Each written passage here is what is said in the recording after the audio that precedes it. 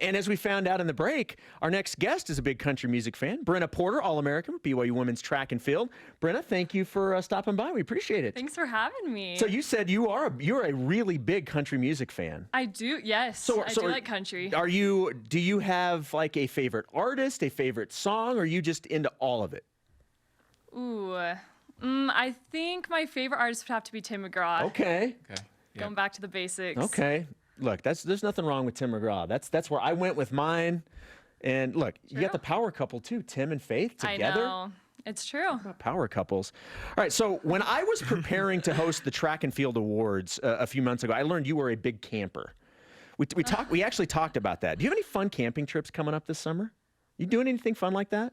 I am actually. So what are you doing? I'm headed to the Wind Rivers, hopefully. Hopefully it all pans out. But my family will just do a backpacking trip up there, go fishing, rough it out a little bit. So that's awesome. Should be fun. So I never liked camping growing up, or just outdoors in general, like bugs or anything.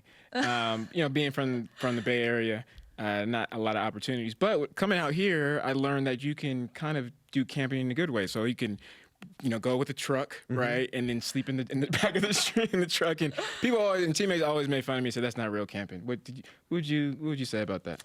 Yeah, I would call that, I think that's a different category, glamping. And there's no shame.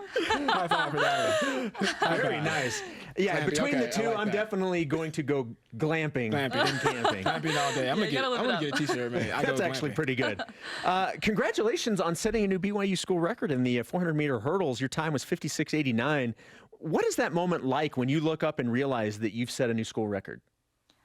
Oh, that was such an awesome moment just because of everything that had been leading up to it. I've had that goal written on a piece of paper above my bed for 2 years, just look at it every day. And so just more about the journey than the actual time, just thinking back to all the practices, everything. It's just feels really good to have it all come together. So did you know that you were able to hit that time in practice? I trust my coach's training, and he shows his belief in us. And I knew that he believed in me, and I knew that what I had done in the season so far wasn't all that I had, but it's hard to get everything to come together with the hurdles, so I was happy. Why do you think the home track makes it so good for 400-meter hurdles? That's a good question. I think for me, I like doing 400 hurdles at home because we have such a good crew that cheers us on. It was just me and my teammate, Caitlin, that were running together in the heat all by ourselves.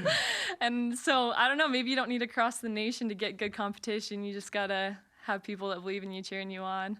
It was fun. Well, and you weren't done with your impressive week. 2 days after setting the school record in the 400 hurdles, you ran the 8th fastest outdoor 400-meter in BYU history.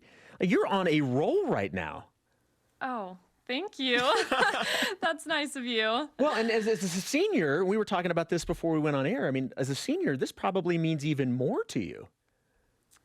I've just been trying to have it all come together when it needs to and make every meet count because it might be my last one. Yeah. So I'm super grateful. I've had a super awesome 400 crew that have pushed me. I really think that everything I've been able to do is because of the team behind it. So that was super cool to be able to do that with them. So in sports, I mean, we all talk about us as individuals and athletes, and just us as groups and teams. We peak at the right moment, right? Yeah. And you said something about having it all come together, and then look at your stats and your performance, right? What do you think that moment was when everything kind of clicked for you?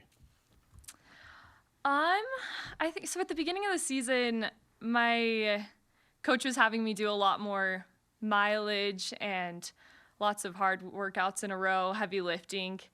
And so we knew maybe the times wouldn't be as fast as they needed to, but you just kind of have to trust that process. Mm-hmm. And so as you get into the season more, you start to deload a little bit and less mileage. And then my coach is just super awesome, listens to me. He's super patient with me with my hurdles. That's definitely not my strength. It's hard to get the stepping right.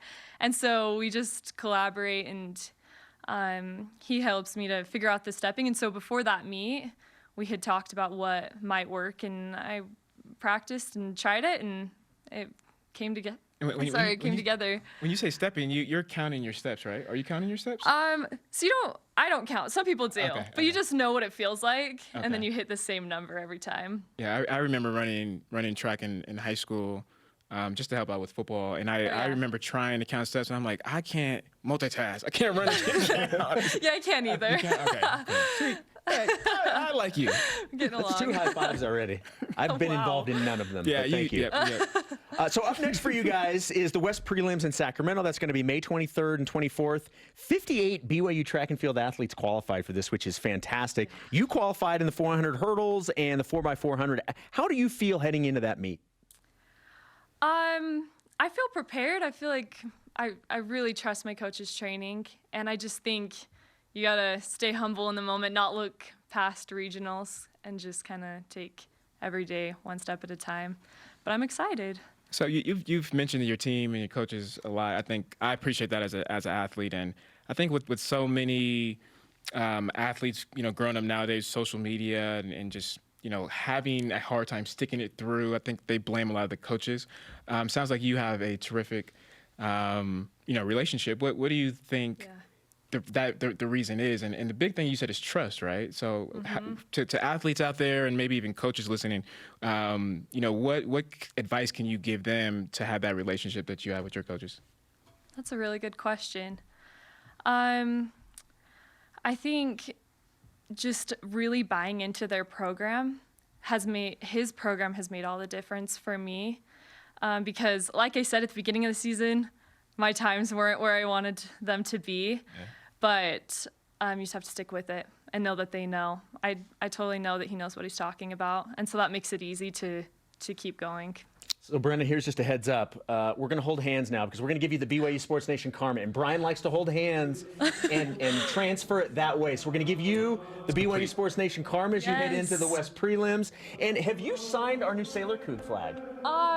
No. You haven't? Well, here we go. I haven't. We're going to do it. We're going to have you sign it anywhere you like. And thanks for stopping by. Good luck. Thank you so much. There we go. Brenna Porter, BYU Track and Field All-American.